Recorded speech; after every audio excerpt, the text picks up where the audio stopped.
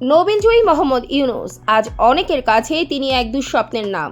আওয়ামী লীগ শাসনের পর দেশ পুনর্গঠনের সুযোগ পাওয়া এই ব্যক্তির শাসন আমলে 18 মাসে রক্তাক্ত ক্ষতবিক্ষত হয়েছে বাংলাদেশ।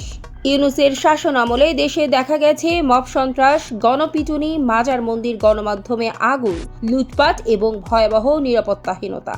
মুক্তিযোদ্ধাদের চরমতর অপমান থেকে শুরু করে সাধারণ মানুষের উপর নির্মম সহিংসতা, সব মিলিয়ে রাষ্ট্রের শৃঙ্খলা যেন ভয়ঙ্কর রাবণের রূপ ধারণ করেছিল। বেসরকারি মানবাধিকার সংস্থা MSF এর তথ্য বলছে 2025 সালে দেশে অন্তত 428টি মব সহিংসতার ঘটনা ঘটেছে, যা আগের বছরের তুলনায় 3 গুণ বেশি। এতে নিহত হয়েছেন 166 জন, আহত 460 জন। একই সময়ে রাজনৈতিক সহিংসতায় নিহত 133 জন, আহত 7,551 জন। সাংবাদিক নির্যাতনের শিকার হয়েছেন 539 জন। পুলিশ সদর দপ্তরের তথ্য অনুযায়ী 2025 সালে প্রায় 4,000 হত্যা মামলা হয়েছে। 13 মাসে বিভিন্ন অপরাধে মামলা হয়েছে প্রায় 39,936টি। প্রতিদিন গড়ে 72টি মামলা। প্রশ্ন উঠেছে, রাষ্ট্র তখন কোথায় ছিল?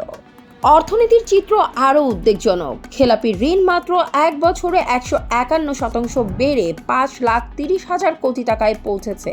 বৈদেশিক ঋণও বেড়েছে আশঙ্কাজনক হারে। আওয়ামী লীগ সরকার পতনের সময় ঋণ ছিল $103.41 বিলিয়ন। 2025 সালের শেষে তা বেড়ে দাঁড়িয়েছে ইতিহাসের সর্বোচ্চ $113.51 বিলিয়ন। মাত্র 1.5 বছরে ঋণ বেড়েছে $10 বিলিয়ন। বিপরীতে কোনো ধরনের কার্যক্রম দেখা যায়নি। ব্যবসায়িক ঋণে সুদের হার বেড়ে পৌঁছেছে 14 থেকে 16%। এর প্রভাব পড়েছে শিল্প খাতে। 327টি কারখানা বন্ধ, কর্মহীন হয়ে দিশেহারা প্রায় 2 লাখ শ্রমিক। বিনিয়োগ প্রস্তাব কমেছে 58%। পুঁজিবাজার অবস্থা একেবারে তলানিতে।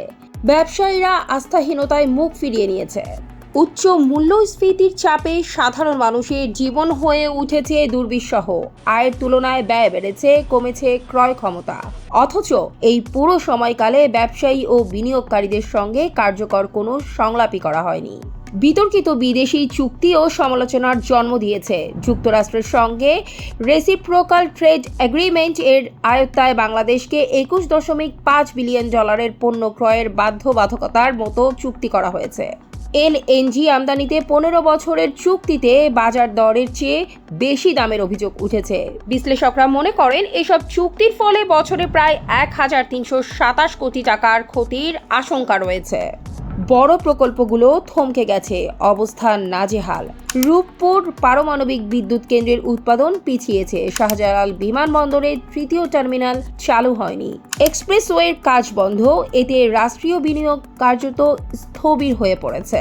রোহিঙ্গা সংকটেও অগ্রগতি নেই, বরং নতুন করে দেশের প্রবেশ করেছে প্রায় 1,44,456 জন রোহিঙ্গা। প্রত্যাবাসনের কোনো কার্যকর অগ্রগতি দেখা যায়নি। খোদ প্রধানমন্ত্রী তারেক রহমানও সংসদে বলেছেন, এই সময়ে দারিদ্র্য কমেনি, বরং বেড়েছে। জনগণের প্রত্যাশা আর বাস্তবতার মধ্যে ব্যবধান ক্রমেই বাড়ছে। এক সময় যিনি দারিদ্র্যমুক্ত বিশ্বের স্বপ্ন দেখিয়েছিলেন, তারই শাসন আমলেই বাড়ল দারিদ্র্য, সহিংসতা ও অর্থনৈতিক অস্থিরতা। ইউনূসের শাসন আমলে 18 মাস কি শুধুই ব্যর্থতার ইতিহাস, নাকি এটি আমাদের রাষ্ট্র ব্যবস্থার গভীরতর সংকটের প্রতিচ্ছবি? এমন উদ্বেগজনক পরিস্থিতিতে প্রশ্ন আর তাত্ত্বিক নয়, এটি এখন বাস্তবতার মুখোমুখি। যে নেতৃত্ব দেশের স্থিতিশীলতা নিশ্চিত করতে ব্যর্থ, যেখানে সহিংসতা বাড়ে, ঋণ বাড়ে, বিনিয়োগ দ্রুত কমে, সেখানে দায় এড়িয়ে যাওয়ার সুযোগ কতটা? সমালোচকদের মতে এটি কেবল ব্যবস্থার ব্যর্থতা নয়, বরং নেতৃত্বের পরিকল্পনা, অগ্রাধিকার এবং সিদ্ধান্তের ফল। যখন একটি দেশের চেয়ে ব্যক্তিগত এজেন্ডা, ভাবনা বা সীমিত দৃষ্টিভঙ্গি প্রাধান্য পায়, তখন তার মূল্য দিতে হয় পুরো জাতিকে।